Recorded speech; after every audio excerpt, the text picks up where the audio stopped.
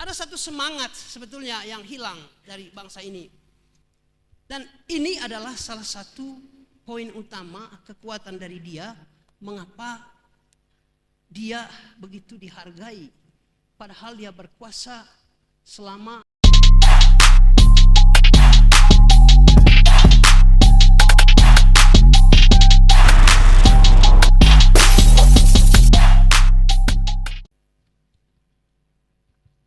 Cek, oke. Selamat pagi untuk kita semua. Sebelum saya membuka diskusi ini dengan kata pengantar, saya juga langsung mengundang kedua pembicara kita, Pak Edu Lemanto dan Pak Rocky Gerung, mengambil tempat yang telah disediakan. Kita beri aplaus.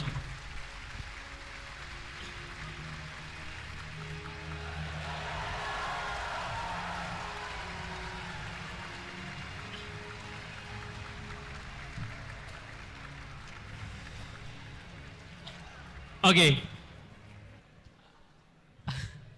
Menarik Pak Rocky. Oke, hari Senin lalu kami mengadakan sidang tesis untuk satu mahasiswa S2. Pak Terlo Kleden di penutup sidang tesis itu mengungkapkan begini. Pada tahun 2014 lalu, Presiden Jokowi mencanangkan program yang namanya revolusi mental. Program ini dinarasikan dengan sangat indah, dengan sangat baik ya, dan nawacitanya juga. Kemudian menggema hampir santero Indonesia. Kita semua sangat terkesan. Namun di akhir periode dari Jokowi, kita melihat kenyataan bahwa narasi yang indah itu tidak sejalan atau berbanding terbalik dengan praktiknya. Menurut Pak Terleo, praktiknya itu jauh panggang dari api. Narasi indah, praktik nol. Kurang lebih begitu dari pernyataan Pak Terleo. Kemudian saya merenungkan dan melihat juga kenyataan. Misalnya di tahun 2017 ada polarisasi yang begitu hebat di Jakarta dalam Pilkada DKI Jakarta antara ya kita tahu Ahok dan Anies, dan bahkan di sana juga ada berbagai bentuk kekerasan. Kemudian ada gerakan-gerakan ya kita tahu. Kemudian di tahun 2019 juga ada polarisasi masyarakat antara cebong dan kampret, dan berbagai aksi anarkis dan terutama hoax di media sosial, kata-kata kasar. Bahkan kita dicap sebagai salah satu negara yang netizennya paling kasar di dunia. Kemudian pada tahun yang sama juga, Presiden Jokowi terpilih, diagung-agungkan oleh seluruh rakyat Indonesia. Tetapi ketika dia pada saat yang sama melemahkan KPK, semua orang sunyi, hanya Tempo yang bersuara. Mereka di cover majalah mereka waktu itu, Jokowi digambarkan sebagai Pinocchio. Tetapi apa yang terjadi? Pembalasan dari netizen Indonesia memberi bintang 1 kepada Tempo. Hampir kolaps. Ternyata ketika waktunya makin berjalan ke sini, kita menyaksikan bahwa apa yang ditulis oleh Tempo dari tahun ke tahun, ternyata itu yang benar. Karakter bangsa kita itu tidak menunjukkan apa yang digagas dari awal oleh pemimpin bangsa. Itu satu yang mengerikan terjadi di negara kita. Dan kondisi terakhir pasca pemilu, itu kita menyaksikan ada 2 model degradasi. Yang pertama itu degradasi demokratis. Demokrasi kita itu cenderung palsu. Ada yang berargumentasi bahwa demokrasi itu buktinya adalah pemilu misalnya. Tetapi kalau kita baca opini kemarin di Kompas, dia bilang apa? Pemilu yang teratur atau pemilu yang damai itu bukan indikasi demokrasi yang jalan. Itu kepalsuan, itu ilusi. Ya, dan semua akademisi bersuara untuk hari ini. Tetapi yang terjadi juga sebenarnya selain degradasi demokrasi ya, saya lihat juga ada degradasi epistemis.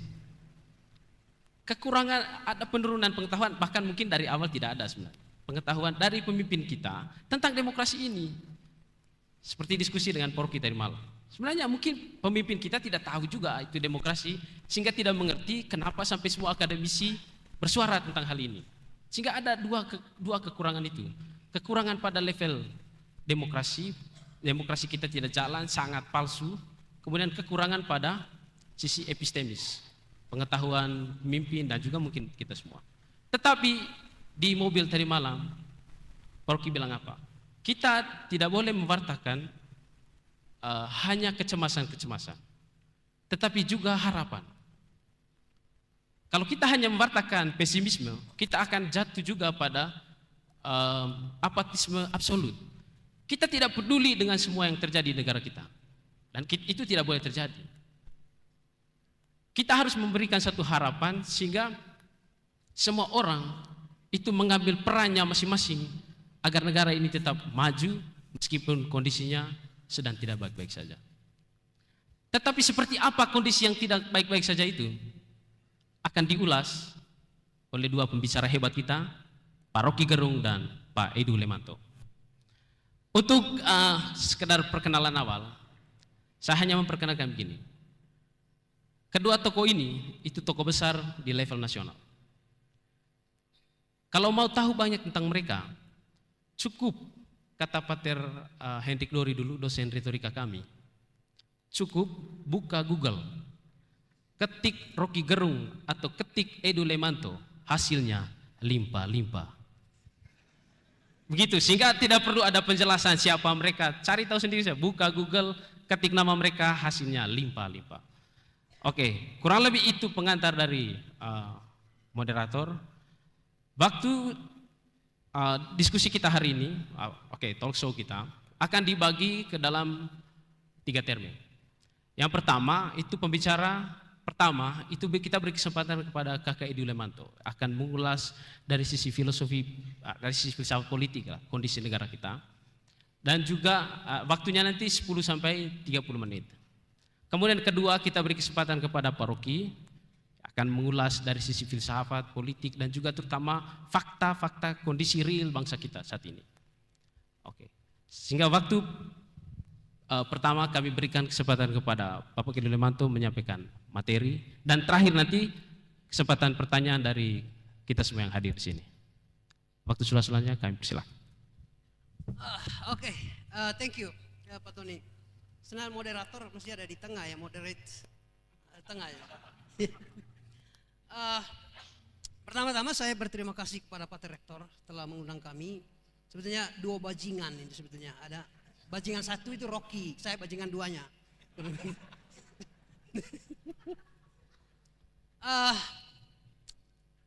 Ada satu hal yang membuat saya terkesima ketika menonton dialog imajiner. Mungkin saya sambil berdiri aja supaya lebih enak ya. Dialog imajiner oleh adik kita tadi. Jadi itu adalah monolog, tapi sebetulnya itu dialog imajiner itu. Saya membayangkan di samping bendera tadi itu ada Niccolo Machiavelli. Saya membayangkan begitu karena ada 2 poin yang dia tekankan di situ. Pertama, etika itu telah dikuburkan. Lalu pertanyaan saya, siapa? Jawabannya adalah presiden. Nah, saya akan mempertanggungjawabkan itu. Presiden telah mengubur etika, itu satu. Yang kedua, dia tekankan bahwa bendera merah putih itu dihimpit oleh bendera partai. Pertanyaannya adalah, memang ada partai politik di Indonesia? Jawaban saya, hipotesisnya adalah tidak ada partai politik. Saya berani mempertanggungjawabkan ini. Tidak ada partai politik di Indonesia. Apa? Nasdem, Gerindra, Golkar. Itu bukan partai politik atau yang lainnya. Mereka adalah perpol. Jadi tidak ada parpol, hanya ada perpol. Apa itu perpol? Perusahaan politik. Yes.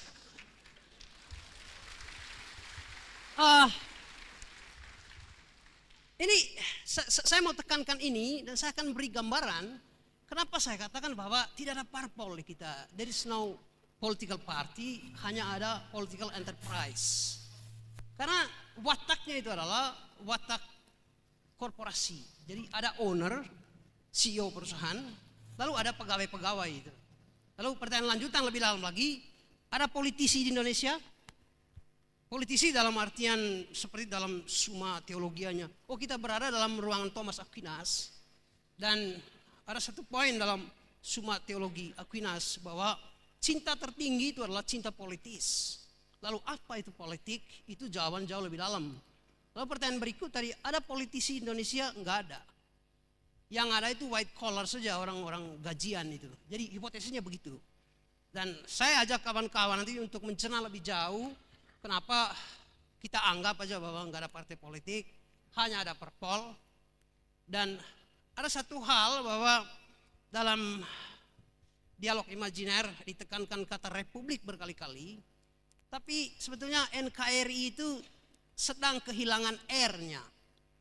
Jadi bukan Negara Kesatuan Republik Indonesia karena R-nya hilang, tapi NKTI, Negara Kesatuan Tirani Indonesia.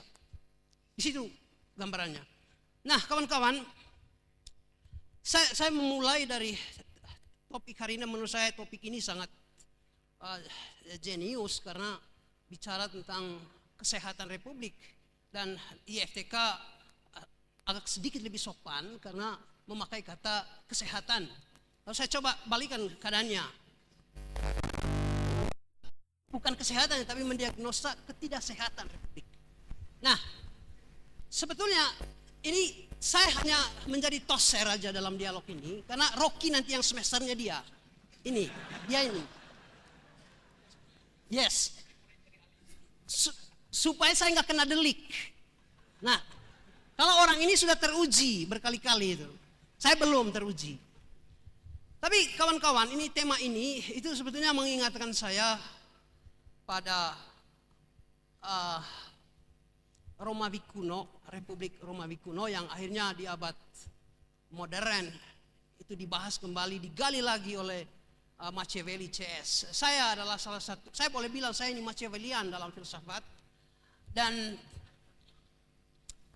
yang apa sih poin penting dari Republik Romawi kuno itu yang disebut, yang dianggap oleh Machiavelli itu sebagai Vera Republica itu, atau well ordered republic, atau republik yang benar-benar ditata secara baik. Karena republik itu sendiri fondasinya itu adalah the rule of law. Jadi kalau dalam nyawa dari republik itu liberty, yang antitesanya itu adalah tirani itu, atau liberty versus mastery. Liberty itu tuannya itu hukum. Karena itu dalam beberapa pemikir mereka menganggap bahwa republik liberty itu disebut dulce libertatis frenum. Artinya dia semacam sweet restraint atau pengekangan, tapi pengekangan yang manis. Kenapa disebut pengekangan manis? Karena rule of law itu adalah panglimanya. Jadi saya tidak tunduk pada Rocky, tidak tunduk pada Tony, tidak tunduk pada Pater Otto, tapi saya tunduk pada aturan. Makanya disebut liberty, republik itu, rule of law itu adalah dulce libertatis frenum, sweet restraint. Kebalikan dari kita dalam dialog imajiner dikatakan bahwa etika telah dikuburkan. Yes, republik telah dikuburkan oleh presiden. Karena akhirnya kita dibawa sekarang ke mastery. Yang saya sebut itu adalah semacam apa ya? Bitter constraint. Semacam pengekangan pahit. Karena kita mesti tunduk pada dia, seseorang. Saya tidak sebut ya namanya ya, nggak perlu. Jadi ya di situ esensinya di situ. Jadi sekarang kita berubah kondisinya sekarang dari republik ke tiran.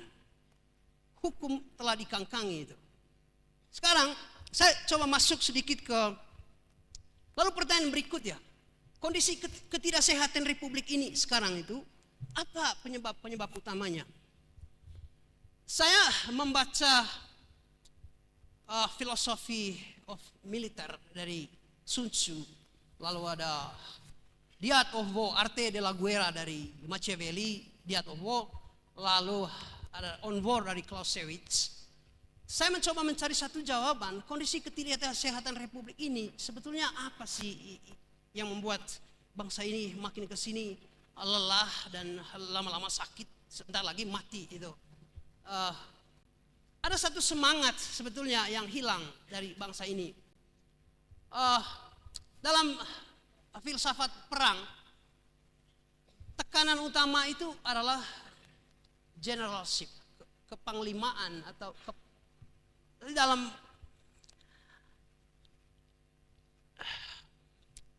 dalam republik itu ada prinsip principality, kepangeranan. Tapi dua-duanya itu semacam diikat oleh satu semangat. Dan semangat itu ada dua yang sampai sekarang kita kenal, soal patriotism, ada republikanisme. Celakanya memang dalam kultur politik kita, dua kata ini kurang diberi tempat dalam kehidupan republik. Kurang diberi tempat karena mungkin elit-elit kita nggak paham apa itu patriot, love of the fatherland. Sama juga dalam tradisi filsafat kemiliteran, tekanannya itu dalam dua kata ini. Nah, ini yang hilang sebetulnya dari republik ini. Jadi kalau ditanya pertanyaan lanjutan tadi, ada politisi di kita? Nggak ada politisi. Karena mereka itu tidak energize oleh dua semangat ini. Jadi itu kurang lebih. Mungkin saya sedikit mencoba mengambil gambaran-gambaran terkini soal para pemimpin negara. Saya kembali lagi mengangkat Angela Merkel sebagai kanselir Jerman. Di akhir masa jabatan, dia berkuasa di Jerman itu lebih dari 17 tahun kalau saya tidak salah. Dan begitu saya hanya mau menggambarkan semangat apa yang hilang dari kita dan semangat apa yang masih ada di Jerman. Begitu Merkel turun, farewell ceremony, seluruh masyarakat Jerman itu mesti berdiri 7 sampai 10 menit untuk memberi penghormatan kepada Angela Merkel. Lalu dalam satu investigasi, kenapa masyarakat Jerman begitu menghargai orang ini? Lalu ditemukan bahwa di akhir masa jabatan Merkel, di lingkaran kekuasaan dia tidak ditemukan relatif kerabatnya dia atau teman-teman dekatnya. Posisi-posisi penting dalam pemerintahan Jerman tidak diisi oleh orang-orang Angela Merkel. Dan ini adalah salah satu poin utama kekuatan dari dia, mengapa dia begitu dihargai padahal dia berkuasa selama 17 tahun. Di kita 10 tahun. Mukidi presidennya, wali kota Mukede misalnya atau siapalah namanya. Nah, ini lagi-lagi saya mau menghindari delik, nanti tanggung jawab Rocky lah untuk itu. Poin ini yang menurut saya, karena pemimpin kita itu tidak dijiwai oleh satu semangat vivere politica atau political life.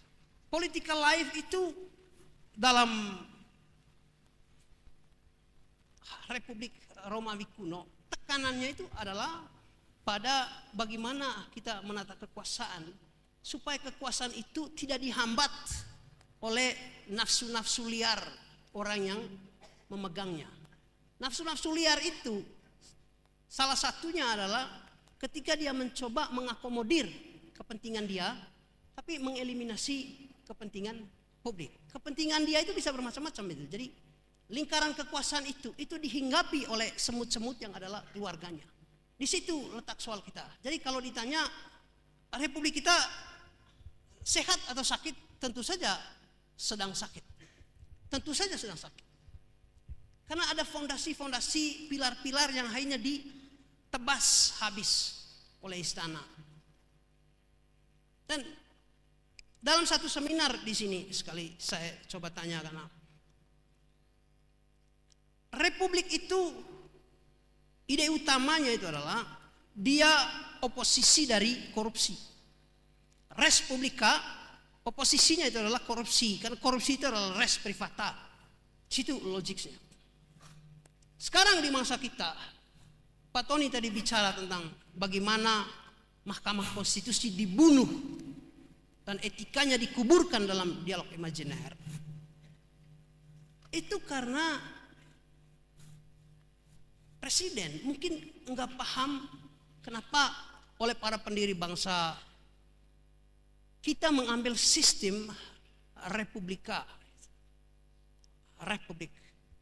Dia nggak ngerti itu, sehingga sekarang res publika ini makin kesini makin sirna, karena nyawanya dimatikan duluan itu. Rule of law sekarang diganti rule of president. Rule of law diganti oleh interest presiden. Jadi presiden sekarang dia adalah teks sosial yang mesti kita baca, karena dia itu orang nomor satu kelas kepala. Itu kalau dikaitkan dengan tiga kelas dari Platon, ada 3 kelas. Jadi presiden itu mestinya ada di kelas leher ke atas. Lalu ada kelas tumos, kelas dada, kelas pemberani para prajurit. Lalu ada kelas epitumia. Saya ingin nanti dalam satu diskusi nanti itu, saya ingin melemparkan pertanyaan ini ke kawan-kawan. Kira-kira presiden itu sekarang ada di kelas kepala atau ada di kelas perut? Kalau kelas tumos tidak mungkin. Hanya ada 2 pilihan itu. Ada kelas sophos, ada kelas epitumia. Dan kondisi ketidaksehatan Republik itu disebabkan oleh satu hal, bahwa kadar gulanya terlalu banyak, dan korupsi itu gula, karena itu dia nggak sehat sekarang. Jadi karena itu saya ingin mengganti tema ini, bukan kondisi kesehatan tapi kondisi ketidaksehatan Republik. Saya rasa saya begitu aja, dalam dialog nanti kita akan elaborasi lebih jauh. Oke. Terima kasih Bung Edu Lemanto. Saya spill sedikit tentang Bung Edu. Bung Edu itu ex-SVD juga ya. Kemudian S1-nya di Parahyangan, S2-nya juga di Jakarta, dan S3-nya di Rusia. Tentang S3 di Rusia itu modalnya hanya satu menurut dia, keberanian saja. Karena jalan dengan 0 rupiah, di sana pasti hidup. Dan itu bisa kita tiru. Itu spill sedikit tentang Bung Edu. Dan kemarin ketika saya tanya ada materi, dia bilang ada. Bisa dikirim, itu di kepala dia bilang. Nanti ditransfer waktu talk show saja. Luar biasa, kita beri aplaus sekali lagi untuk itu.